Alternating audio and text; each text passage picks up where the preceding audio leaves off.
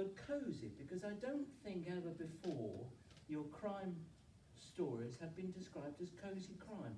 What is the essence of cosy crime, and what makes your writing cosy? Well, it's a really good question, and I never really mind being called cosy. Cosy crime, I suppose, is much more of a thing now, because I think authors like Richard Osman, that's how they are categorised. But obviously, it's been around a long time. But my friend Leslie Thompson, I think, has the best description. And if anyone hasn't read Leslie, she's a terrific crime writer. But her description of cosy crime was, that's how you feel when you're reading it. Oh, right. And I thought that that is a really good description, because I wouldn't think, I suppose, I'm a little opposed to any crime being called cosy, any murder being cosy, because murder is a terrible thing. And Agatha Christie always said, like Poirot always said, I do not approve of murder. I don't know why I'm doing that.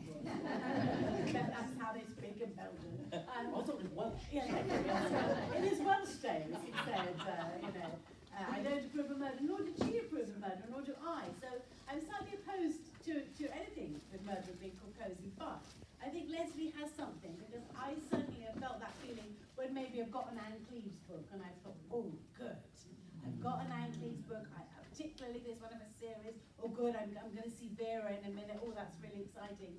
So, of a William Shaw book, oh, is Alex going to be in this book? That's really, I'm really excited about that. So even though the contents of the book aren't cosy, you feel cosy. So I think that's the best description I've heard. So you feel at home? Yes. You can snuggle up? Yes, You can sit down with your cup of tea and your cat and all that sort of thing, yes. and feel enclosed by? It's a world I think you can escape into, and I think also you usually get some resolution at the end. Okay. Did you choose that genre, or did that genre choose you? Because you started with Ruth. We met 14 years ago for the first time, Really? did we not? Yes. Crossing places. Places up in Kingsley Waterstones. Kingsley Waterstones. Yes. So we've moved on a bit, and your writing has changed and evolved and mutated and become more readable, if that's possible. Oh, well, thank And you. because putting on a new Elly Griffiths is like putting on a favourite coat. Oh, And maybe that's another description of the word cosy. But you're changing as well. Your writing is changing, and you're becoming more demanding of your reader. For instance, you have a cast of thousands in this. Yes. And I have to say, the nature of the plot meant that I had to have lots of people in it.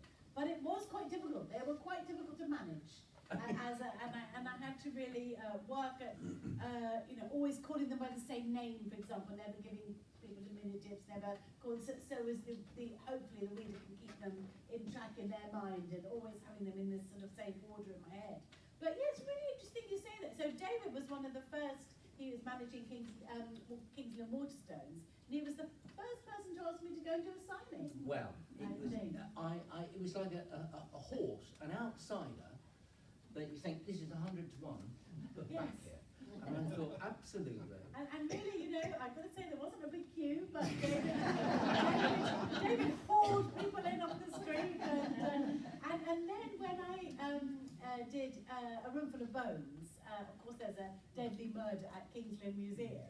And so David had a big window which said, Curator at Kingsley Museum. Do you know that the curator at Kingsley Museum who was then was called Mr. Bones? So he had a big window there and really sort of did drum up some interest. And luckily Mr. Bones saw the joke and was very nice about it.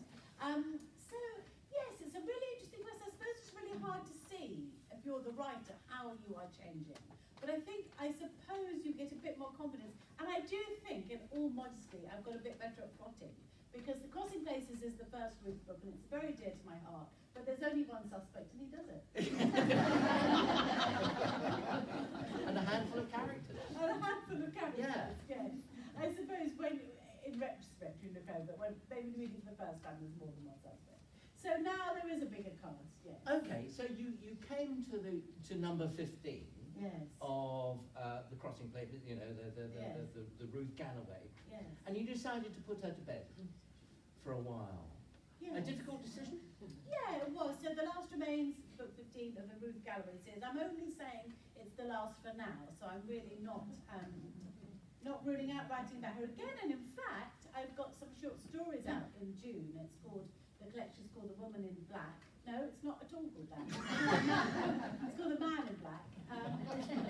And there is a new Ruth and Nelson story which takes up from after The Last Remains. So if you read The Last